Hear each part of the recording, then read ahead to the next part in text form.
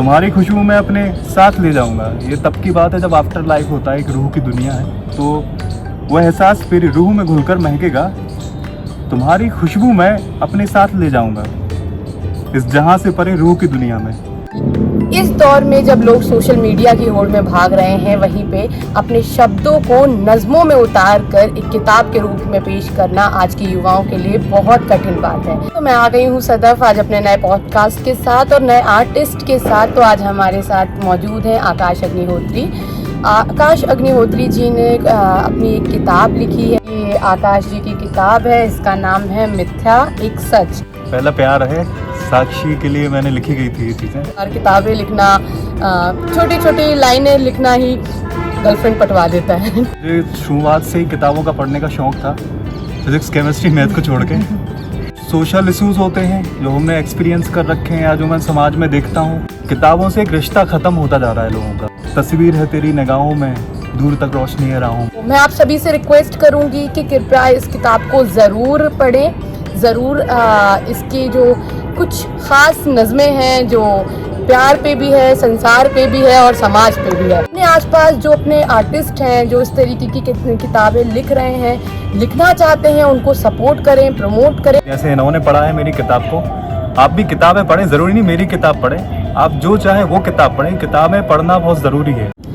Hello everyone, तो मैं आ गई हूँ सदफ आज अपने नए पॉडकास्ट के साथ और नए आर्टिस्ट के साथ। तो आज हमारे साथ मौजूद हैं आकाश अग्निहोत्री।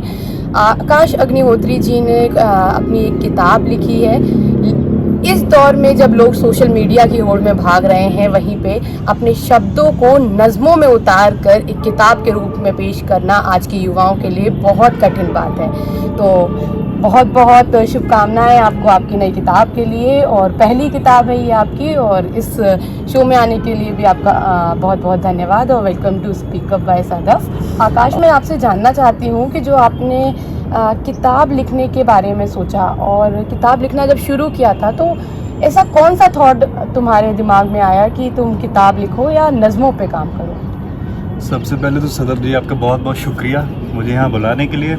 और ये हमारे बहुत पुराने मित्र भी हैं, स्कूल में लोग साथ पढ़े हैं। सो जो आपका सवाल है कि मैंने कब पहली बार थॉट आया मेरे दिमाग में, एक्चुअली मुझे शुरुआत से ही किताबों का पढ़ने का शौक था, फिजिक्स केमिस्ट्री मैथ को छोड़ के।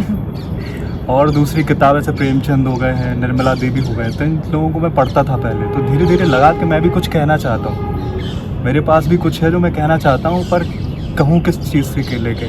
तो फिर मैंने सहारा लिया लिखने का। तो मैं पहले थोड़े थोड़े अपने जो थॉट्स हैं उसको लिखता था। उसके बाद मैंने धीरे धीरे अपना जो थॉट है, जो अपने इमेजिनेशन है, जो अपनी थिंकिंग है, उसको और ब्रॉड किया और बड़ा किया। उसके बाद फिर धीरे धीरे लिखना शुरू किया, फिर स्टोरी लिखी मैंने, फिर उसके बाद थोड़ी सी शायरियाँ लिखी। उसके बाद ये दौर थोड़ा सा हल्का चलता रहा। फिर मैंने गुलजार को पढ़ा, तो उसके बाद ये सिलसिला शुरू हुआ और मैंने फिर दिमाग में आया कि मुझे एक किताब लिखनी चाहिए और मैं लिख सकता हूँ। किस तरीके की नज़में या जो कहानियाँ आप बता रहे हैं, तो वो किस टॉपिक पे बेस्ड होती हैं या फिर रैंडम थॉट्स होते हैं आपके? कुछ सोशल इश्यूज होते हैं जो हमने एक्सपीरियंस कर रखे हैं या जो मैं समाज में देखता हूँ। जैसे कि लड़कियों के बारे में कि उनको किस तरीके से उनकी लाइफ को चैलेंज करना पड़ता है, शादी के पहले, शादी के बाद कैसे उनकी लाइफ होती है, या फिर लाइफ ज़िंदगी के बारे में, एक ज़िंदगी की डेप्थ के हमें यहाँ क्यों है, क्या है, इन सब को लेके बहुत सारे टॉपिक्स हैं उसमें। आपको बहुत सारे विषय के ऊपर मैंने लिखा हुआ है, तो बहुत सारी अच्छी अच्छी चीज़ें आपको पढ़ने को मिलेंगी। वैसे मैं आप लोगों को दिखाना चाहती हूँ, ये आकाश जी की किताब है, इसका नाम है मिथ्या एक सच। और ये आपने कितने दिनों में आपकी ये किताब कंप्लीट हुई है? ये मुझे तकरीबन 6 महीने लग चुके थे लिखने में, 6 या 7 महीने। उसके बाद फिर पब्लिश कराना, फिर उसके बाद एक एनालिसिस कराना, डिक्शन ठीक कराना, इसमें पूरा 1 साल लग गया था मुझे तकरीबन। जैसे हम देखते हैं ना कि आज का जो युवा है, आज के जो लोग हैं, वो सोशल मीडिया और डिजिटल प्लेटफॉर्म के थ्रू अपना टैलेंट शो कर रहे हैं, और ख़ासकर वीडियोग्राफी में वो जा रहे हैं या फिर वीडियो कंटेंट बना रहे हैं। लेकिन किताबों के रूप में अपने शब्दों को बयां करना और लोगों तक पहुंचाना कितना कठिन है as compare to digital media? आज के दौर में जैसे देखते हैं हम सब लोग ना, सोशल मीडिया पर ज़्यादा एक्टिव हैं। किताबों से एक रिश्ता ख़त्म होता जा रहा है लोगों का। किताबों पढ़ना मतलब बड़ा ही कठिन होता है लोगों के लिए। इतना लंबी किताब कौन पढ़े, इतने सारे पेजेस कौन पढ़े। आजकल जल्दी लोगों को खुशी चाहिए, हैप्पीनेस चाहिए। तो वो इंस्टाग्राम पर ज़्यादा एक्टिव होते हैं। पर किताब से एक नया रिश्ता बनता है, किताब से हमें एक अलग दुनिया का एक नज़रिया मिलता है। और मैंने देखा कि मैं किताब जब पढ़ता हूँ या मैं जब स्वयं पढ़ता हूँ तो मुझे अपनी दुनिया का तो अनुभव है, पर सामने वाले क्या कहना चाहता है उसकी भी अनुभूति होती है। तो मुझे दो दुनियाओं के बारे में पता चलता है और एक रिश्ता ऐसा बनता है, खूबसूरत सा रिश्ता बनता है जो मैं ही इमेजिन कर सकता हूँ, तो मैं फील कर सकता हूँ और शायद सामने वाला ना कर सके। इसलिए लोगों को किताब पढ़ना चाहिए, ज़रूरी है। आपकी वो कौन सी पहली किताब रही है जिससे आपने शुरुआत की थी पढ़ाई? मैंने पहले तो गोदान पढ़ी थी मुंशी प्रेमचंद की, उसके बाद गुलजार के कुछ लेख पढ़े थे और मैं उनकी नज़मों को सुनता था ऑनलाइन यूट्यूब पे। फेवरेट किताब कोई ऐसी या फेवरेट कोई कहानी और नज़्म हो जो? फेवरेट नज़्म है जैसे गोदान है, मैंने बताया गोदान एक बहुत ही खूबसूरती से लिखी गई किताब उपन्यास है, जिसमें मुंशी प्रेमचंद जी ने एक गाँव की खूबसूरती को दर्शाया है, कैसे लोग वहाँ पे जीते हैं, कैसे अपना समय बिताते हैं, कैसे एक दूसरे से व्यवहार है उनका। तो वो एक खूबसूरती थी जो मुझे दिल को छू गई। उसके बाद मैंने और फिर गुलजार की चीज़ों को पढ़ा, जैसे कि पहले गाने सुनता था कि उनके बड़े अच्छे गाने हैं कि तुझसे नाराज़ नहीं ज़िंदगी हैरान हूँ मैं, तेरे मासूम सवालों से परेशान हूँ मैं। तो छोटे छोटे शब्दों में, सरल शब्दों में बड़ी बात कह देना, ये मुझे बहुत अच्छा लगा। तो फिर मैंने जावेद अख्तर को भी पढ़ा, जैसे उनकी दो लाइनें हैं कि तस्वीर है तेरी निगाहों में, दूर तक रोशनी है राहों में। तो ये छोटे छोटे जो शब्द हैं, जैसे उनका ही लिखा हुआ गाना है, हर घड़ी बदल रही है धूप ज़िंदगी, छाँव है कभी कभी ये धूप ज़िंदगी। तो ये जो सरल शब्दों में बड़ी बात कहना, ये मुझे बहुत अच्छा लगता है। आपकी किताब में कोई ऐसी एक नज़्म जो आपके दिल के बहुत करीब हो और आपने किसी अपने को फील करते हुए लिखी हो? ये मैं सुनाना चाहूँगा आपको। ये मैंने लिखा हुआ था किसी के लिए। तो इस कविता का नाम है अपने सारे लिखे को।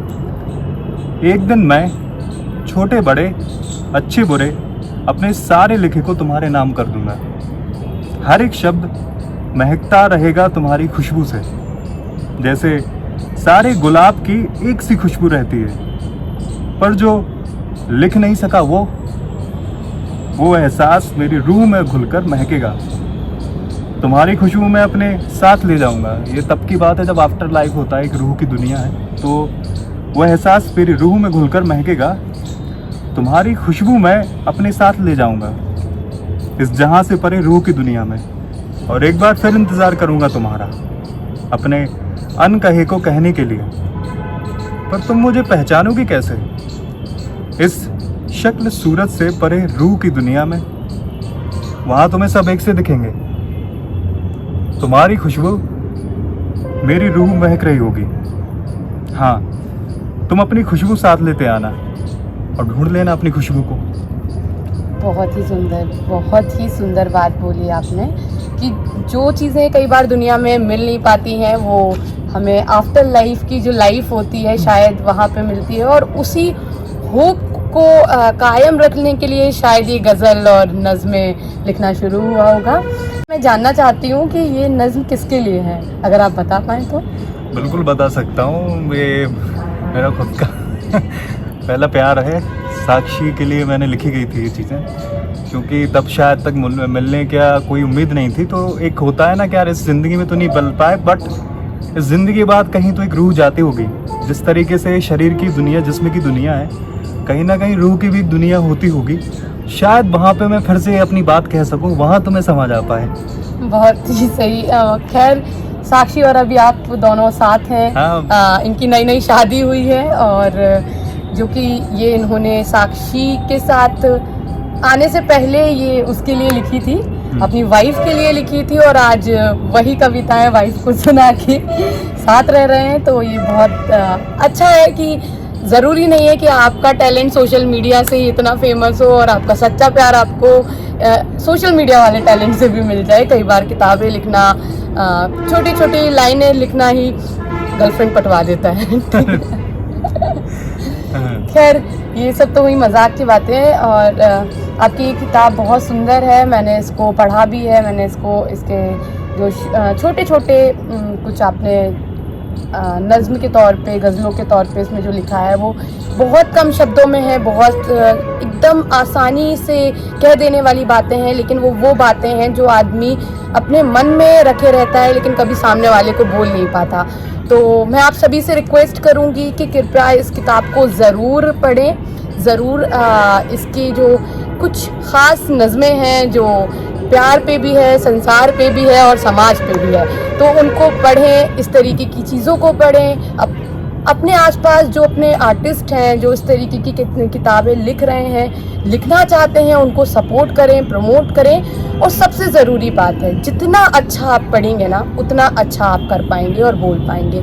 तो किताबें पढ़ना हमारी ज़िंदगी का एक बहुत अहम हिस्सा होना चाहिए, क्योंकि अगर आप वही है कि स्कूल में मैथ्स से भागते थे लेकिन अकाउंट पढ़ना पड़ा क्योंकि कॉमर्स स्टूडेंट थे, तो वही है कि किताबों से आप जितना भी भागेंगे लेकिन कभी भी आप किसी भी प्लेटफॉर्म पे जाकर कुछ अच्छा करने जाएंगे तो सबसे पहले आपको किताबों की नॉलेज लेना ज़रूरी रहेगा।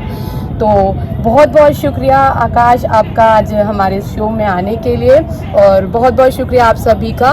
कृपया इस किताब को, आकाश की नज़मों को पढ़ें, उनके बारे में जानें और इस तरीके की छोटे छोटे टैलेंट्स को, टैलेंटेड चीज़ों को, कंटेंट को प्रमोट करें। और thank you so much once again. और प्लीज़ मैं आपसे रिक्वेस्ट करती हूँ कि आप अपने सभी दोस्तों से, अपने किताबी दुनिया के जाने माने लोगों से जिनके साथ भी आप जुड़े हैं उनसे बोलिए कि हमारे इस चैनल को लाइक करें, सब्सक्राइब करें और शेयर ज़रूर करें। नमस्ते और बहुत बहुत धन्यवाद आपका इस शो में बुलाने के लिए।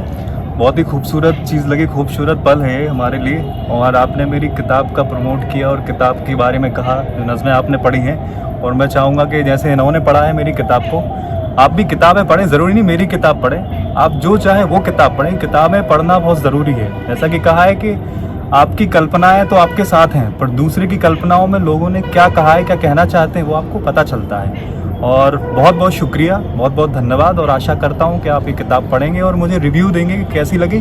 और आप इस चैनल को सब्सक्राइब करें, लाइक करें, शेयर करें, ताकि जो ये काम कर रही हैं वो और लोगों के पास भी फैल सके। बहुत बहुत धन्यवाद। Thank you so much everyone. Please stay with speak up by Sadaf. Thank you.